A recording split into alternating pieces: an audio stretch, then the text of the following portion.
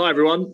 A recent survey came out where 49% of people have admitted to being in a state of burnout right now. 49%. So let's get into looking at that, understanding what we can do about it, and is there a way to avoid burnout?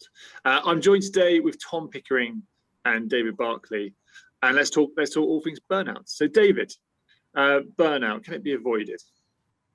Yes. Next question.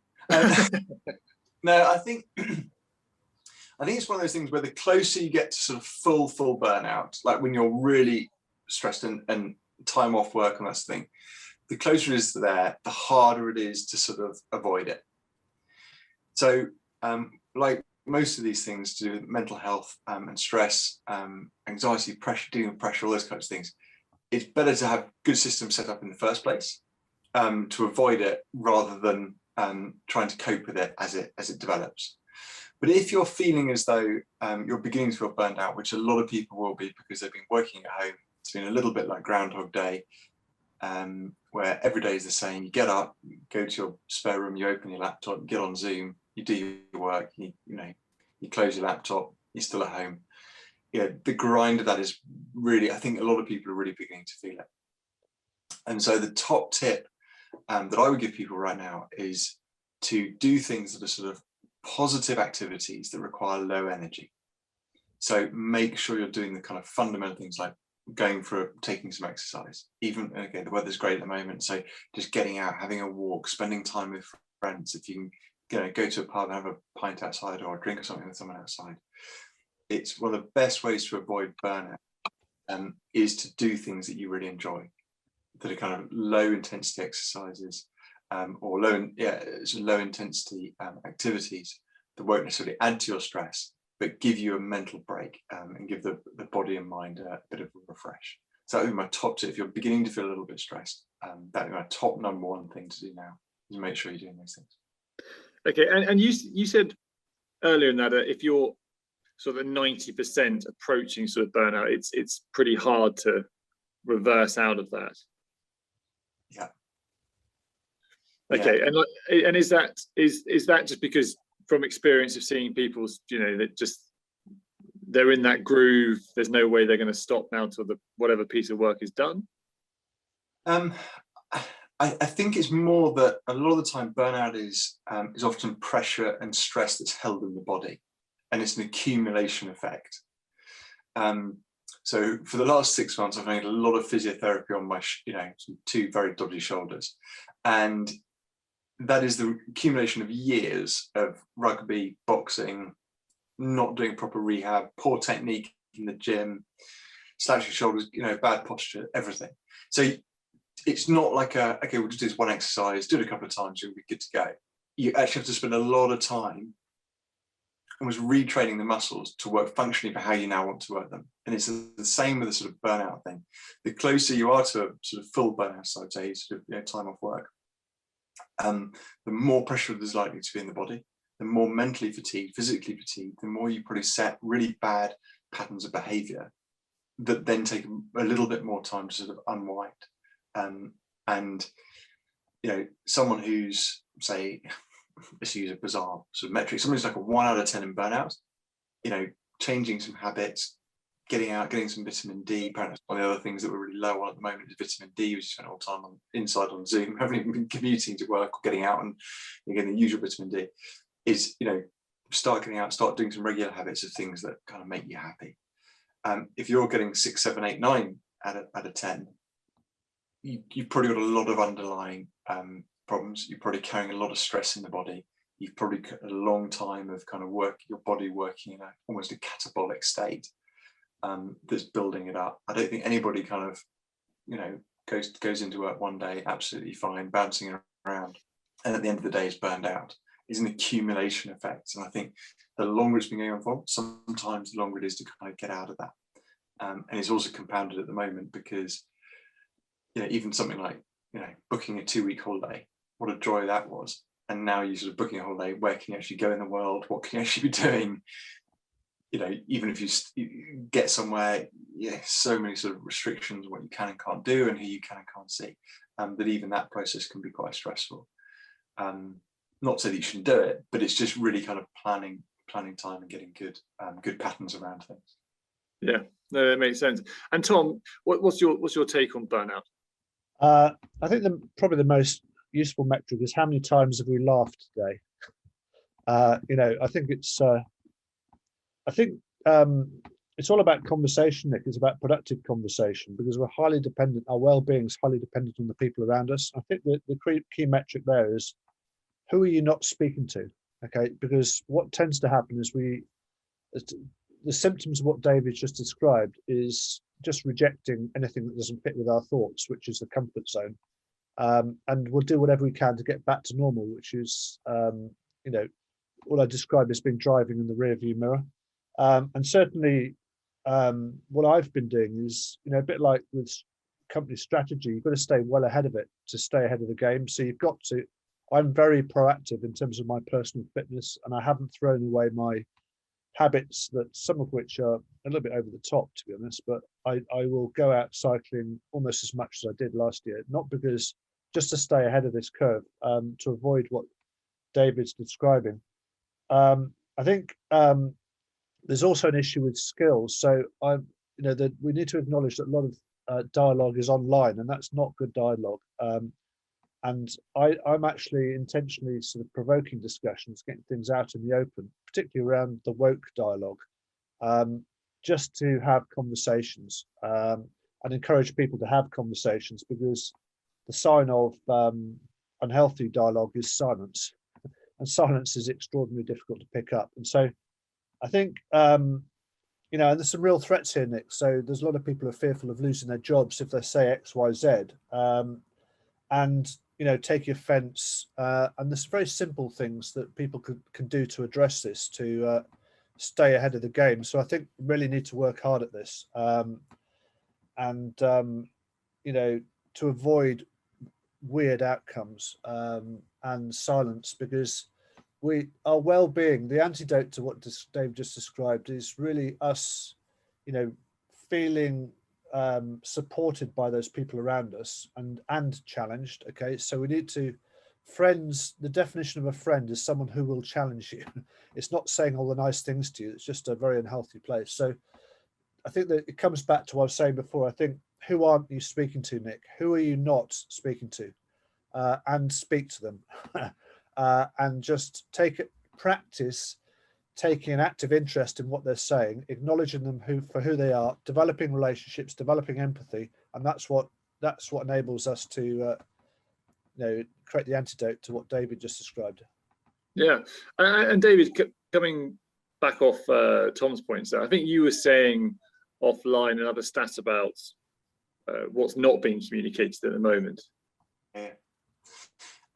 Yeah, and it was a really interesting survey. I think it was something like 68% or 72% of people rated the communication from their company, from their employers, around what coming out of COVID looks like in terms of the work environment is either poor or very poor or extremely poor.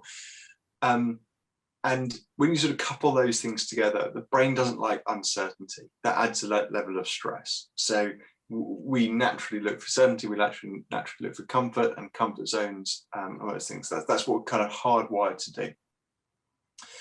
So when you have the compounding of, it's almost a very potent cocktail at the moment of potential disaster, of working from home, feeling isolated, cut off from friends, family, support networks, not being able to do the activities or travel, the things that bring enjoyment. Plus being very uncertain as to what the working world looks like, sort of post-COVID, is going back into the office 5 days a week. What does that look like? Are you comfortable doing that? Are you not going to go in 5 days a week?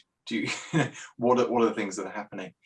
And I think it's often I think that's largely cause and effect, in that because business leaders aren't sure what's going to happen and they're not sure what to do, how on earth can they possibly communicate clearly what's going to happen? So if they're feeling anxious about it and worried about it, it's kind of got this ripple effect through a company.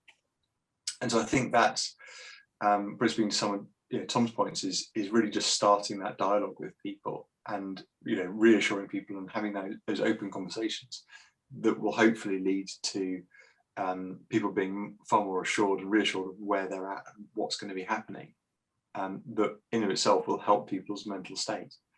And so I think that would be a very good place to start with business leaders, is just to start those open conversations with the teams and how people are, where they're at, and just get those conversations going.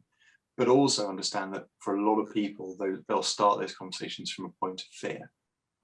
So what they say now might not be the answers to what's actually going to happen. So you say to people, do you want to work from home, do you want to work in the office? And a lot of people might say, well, I want to work from home now because I'm worried about the effects of COVID and what that means in terms of interacting and commuting and all those types of things. That isn't sort of where they're at now. That doesn't mean it's where they're going to be in 3 months' time, 3 weeks' time, 3 years' time. And so I think it's just about having those open dialogues and really getting to the root causes of what's going on with people. I mean, that's good. I think not just the fear of people returning to work, I think there's a fear amongst managers of that if they force their teams to come back, they're going to lose staff. So is that, Tom, in your eyes, is that an open dialogue with people, or actually more of a matter of fact of saying, look, we're coming back for 5 days a week because we believe we operate better? Like, where does that sort of sit with you? Yeah, I think it's about quality of communication, Nick, right? Right. I think it comes down to, leaders not knowing the answer. So, and I think it's about keeping that dialogue open and, not imposing your view. You might have an office, you might have overheads, you might have made a mistake as a leader in retaining that office. I don't know. And so I think, the very first part of the Winning Thinking program, Nick, is practicing putting other people first. And the rest of it, frankly, is about developing empathy and getting to know people. And just in terms of David's points, the sort of pitfalls here are generalizations. So when things are uncertain, okay, people find a lot of comfort in generalizations. And an example of that is they might say something like, it's okay to have a bounce back loan because everybody's got a bounce back loan. Or they might say, we can't pay back our bounce back loan, but actually nobody can, and these are things which obviously normalize something which is abnormal, and that creates certainty, but it's flawed certainty. And that doesn't help. And it's not saying it's right or wrong, Nick. It's not saying right or wrong, go to the office or not go to the office. The challenge is to get that out in the open, right? And have a difficult discussion around that. And also acknowledge if people are stressed, as David was saying, that actually they could well explode, okay? And that's okay. Because if you've been believing something for so long, and I think people have been believing a lot of things for well over 12 months now, which are flawed, if you scratch that itch, and you probably notice this in your dialogue, even with your wife or your kids, they might say something to you, they might make you quite angry, and this is a sign of actually scratching a sign, an untruth. And so it's about getting this stuff out in the open. It's about quality of communication. I think it's about identifying the flawed responses. So again, even using the word, if I use the word woke, Nick, that means something to me, and it means something different to you. But it's about understanding it's a label I'm using, which isn't helpful, right? But nonetheless, it helps us to navigate. And otherwise, you have to describe everything in nth degree of detail, which is too difficult. So, but if someone says something which is a general statement or a label, it's about not necessarily accepting it, but being aware it's flawed. Okay, and then as an example, because otherwise, what you can do is the response can actually be if you're told something that you don't like, if it's to do with the office or whatever, could well label that person as being awkward or not helpful or whatever the label is, dismiss it rather than take on board the challenge of actually thinking it through and actually really trying to understand where that person's coming from. And I think the challenge is totally different. So, I mean, if you're young and single, right, it's a nightmare at the moment because you should be out socializing, drinking, chasing women or whatever you normally do at that age, and actually you're stuck at home, really isolated. Whereas, the lucky ones who are married, stuck at home with their kids and their spouses. So at least we've got people around us and we don't have, so that situation is really important to listen and keep that dialogue open. And also to really challenge your own mantras. If you're stuck with offices, stuck with overheads, really keep an open mind on this stuff, even though you may have made some very bad decisions.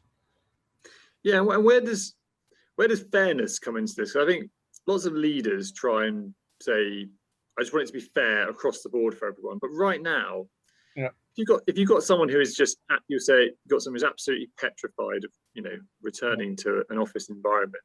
Yeah. For maybe the wrong reasons, but that's just how they are. Yeah. It's hard to have that one size fits all sort of approach. Well, on that, I think I've got one sort of steer on that, Nick, because that's sort of my comfort zone in terms of fairness, in terms of what's fair and what's unfair. I think with a business, you need to define what good looks like. And it might not be where you are. And from that point, you can then define what the business can offer, right? So it's very easy to get caught up in trying to be fair and trying to be all things to all people, when in fact, very often when you're clear on what does good look like, you then can be pretty clear on what can the business offer, which might be a salary cut, it might be chopping bonuses. And that's just it, because you can't overcommit to stuff. And then from that, you've got a framework, which is what I describe as being the what, Nick. And don't confuse the what and the how, right? Because the how gives you then the flexibility to accommodate that single person, for example, stuck in a flat in London somewhere, versus the married couple who are out in, wherever they are, in the sticks, if it's the discussion around, coming to the office, etc. So I think that's the framework. And I think then fairness is about being open. It's actually not about being fair necessarily. It's about being clear, I think. And making sure that, because people don't mind, as long as the process is fair, Nick, they don't mind actually someone making a decision that might not be in their favor. Just that clarity. I mean, David talked about certainty, clarity and communication around this, and everything being fair and nice is just unattainable. And that's a real pitfall. And I think that's also a sign of a lack of assertion. Being clear on stuff. You need to be assertive as a leader and say yes or no. And if you find yourself saying, not, or making a decision and then justifying it, you've just got to leave it and say, look, this is the framework we're operating within, guys. And these are the, and then disassociate the how from the what, I'd suggest. Yeah, because on the what good looks like, and let's say that enables someone to give people more flex. The danger, I think, a few leaders think at the moment is the office becomes almost like a punishment, right? It's like, you're not what good looks like, so you're in the office, right? And but I'm serious. Like it's a definite worry, like because you want the office to be a place you want to come to work, because hopefully your team members know the benefits themselves of being in that environment, right? And if they don't, then you really got to question, like, what is the point of your office, right? If they're not getting extra motivation, better mental health from it, key information to drive the business forward, and actually it's just a slog for them to come in and deemed as a punishment, it's bad. But that's why I think a few leaders struggle with we want to give everyone flex if they can perform at this level, but then you don't. These are the consequences. And they worry about sort of seeing as things as punishments. I don't know, David, you picked up on that at all? Yeah. I mean, it really varies from industry to industry, by the way, on this. So, I mean, it's a very broad brush I'm talking about here. Yeah, and really interesting. So in the tech companies, for example, most of them are like, oh, it's working quite well without an office, so we can crack on. And lots of developers are very happy sitting at home with their screens on and saving time on the commute. And here's another generalization. The salespeople are often struggling because they like to be in that. When you've got a day of calls not going well, or lots of no's, being in an office where someone can cheer you up or change that mindset is great. When you're on your own, it can spiral out quite quickly. So it hugely varies. And I think it really goes back to Tom's point of what is functional for the business? What is the outcome you're trying to achieve? And can that be achieved in those parameters? That's the key thing. And, touching on the unfairness point, or the sort of fairness point, one of the things that people most react to badly is perceived unfairness. It's one of the things that we get a biggest emotional response from. And I think it's often because when people make subjective opinion decisions, that aren't objectively, there's no objective criteria you're making that decision against. It's just well, I think this, so therefore we're going to do this. That's where people kind of can really struggle. Whereas if you've got an objective criteria, objective rationale, then it's much easier to make those decisions, and people are a lot happier with them. Yeah. Generally, in my experience with clients, and so I think it really is down to what's functional, what's going to be the best for you, for the company. And I think part of the problem is that a lot of leaders look at evolutions, not revolutions. So they look at, well, how do we sort of evolve the existing system to make it a little bit better, as opposed to, okay, let's take a completely blank sheet of paper, and what would your business look like now, with the market looking like it does now, with people wanting more flexibility on where they work. How would you design your business now? And how would you get your teams together? How would you look at performance things? How would you build company culture? How would you build engagement? How would you build bonds with people? How would you get people to really connect together to a common purpose? Whereas we sort of look at what we were doing 18 months ago, and then across the 18 months and go, well, what's the next evolution? What's the next step of this? As opposed to going, well, let's take 4 steps back and go, what are we really trying to achieve here, and how are we really going to do it for the medium to long term, as opposed to a reactive decision over the next 2 to 3 months, or however long this goes on for. Yeah, and I think that evolution versus revolution point's great. Like, I do think it's I do think for some people now, you come and approach them and go, tell me how your business is set up, and it looks totally different. Now, whether that's right or wrong from like 24 months ago, but it would look totally different today. And Tom, data, like, there is enough data in the world now over the last 18 months to show, from a productivity point of view, if this can work or not from a mental health or anything else like that, but just from a pure productivity point of view. Do you think people actually are delving into the data at all and actually sort of using it to evidence potential change, or from a employee to a manager standpoint? I don't think it matters much, Nick. Right. I think this is a great misnomer. I think what matters to you, Nick, actually doesn't have much to do with data. What matters to you and me and David is that we're acknowledged for who we are, right? We're listened to, our opinion is valued, and if someone doesn't agree with us, they're interested to understand where we're coming from. And so that's the sort of starting point. I think, that said, with the business, the data that I collect, I mean, when things get difficult, it becomes very basic, Nick. So I've sorted out a lot of businesses where the gross margin, so if you're a consultant working for an organization and you get paid £1,000 a day, then that business has to have a gross margin to pay the bills. And that's a fact, because if you don't get that gross margin, then you don't have a business. And some of that's volume dependent, some of it's et cetera, et cetera. So, and so that is the sort of basic framework that I'm talking about, that is at the top level. And actually when I communicate that to people, people don't know that, right? So they think, well, you're just trying to, you're being unfair, Tom. So no, this is what the business can offer. I've welcomed the challenge, but I've normally involved people in. And so these are the sorts of things. The second thing I think is also then, what's the right vehicle for the job? So what is the job in hand? And actually, I think a vehicle, an organization is made up of lots of little vehicles to do different things. And so you might have a vehicle to develop new business. Now, what should that look like?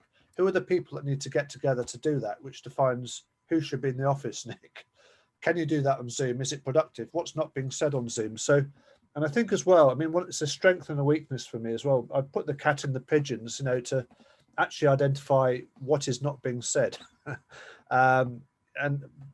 But actually, I like to think I can pull together in fact, my specialization is to be able to put those pieces back together again. So, but the difficulty is, if you do that on a Zoom call, you can be hit with silence, and it's very difficult to read that, and people can become more silent rather than less silent. So I think, in terms of fairness and data, I don't think that really matters. I think we've got to get back to basics. And I think that comes back to the 7 things, like I've talked about quite a bit around relationships, creating work. The whole purpose of business is not around digital transformation and growth at the moment. If people are still on those mantras, they're driving in the wrong direction, Nick. And actually, it's no wonder they're screwing their people up. I'm not surprised when I engage with organizations who are still chasing digital transformation and growth. Why are the people pissed off?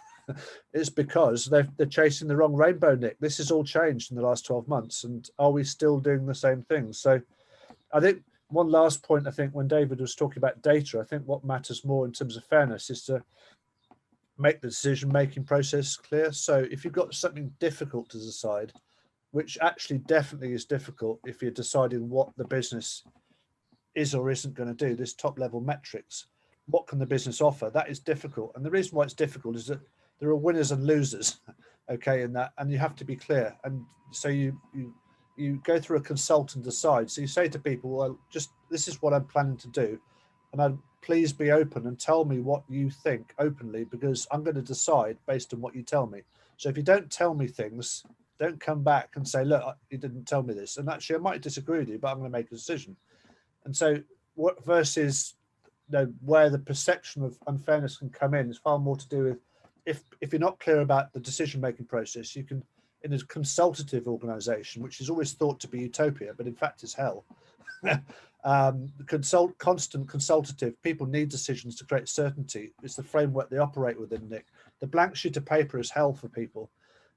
So you need to have a combination of consultation plus decision making, and then respect for decision making rather than going back over decisions. So the critical thing is to get those decisions at the right top level, from which, and sometimes you get them wrong, and leaders, and I've got those decisions wrong, and you say you need to make sure you reverse them at the right time, at the right point. But it's a difficult thing to do because it's a fundamental shift, and it's about having the humility as a leader. Say, look, I got this wrong, guys. We're going to switch tactic, but still, have that humility. And actually, all you have is the present, Nick. So the notion of a long-term plan, I think, a lot of strategy was always based upon developing, the status quo moving forwards around very few metrics. I think those metrics are shot to pieces, and we're looking at the wrong things. That's why people are stressed, Nick. We're just measuring the wrong things. Yeah, and I think that's what you guys do really well, is actually the access to data we have now is insane, right? It's absolutely huge. And it's easy to manipulate that data in any way you want to evidence productivity or lack of productivity. But getting the core of what is the key drivers of this business unit or your own productivity or delivering projects is probably one of the biggest points right now for everyone to reassess, to make sure that, if you're a leader, you're making decisions, or if you're a team member and you want to actually analyze, am I actually doing the job better during this pandemic? Does working from home really work for me from a productivity standpoint, let alone mental health standpoint? I think that's a sort of key place to be.